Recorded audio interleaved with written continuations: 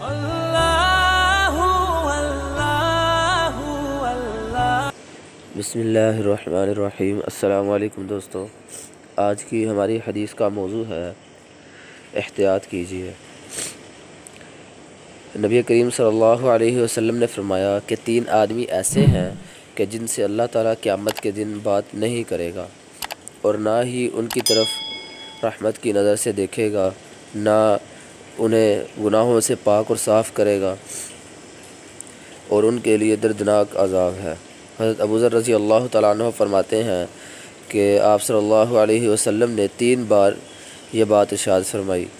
हज़रत अबू ज़र रज़ी अल्लाह तआला अन्हु ने अर्ज़ किया, ए अल्लाह के रसूल सल्लल्लाहु अलैहि वसल्लम, ये लोग तो सख्त नुकसान और ख़सारे में होंगे, ये कौन लोग हैं?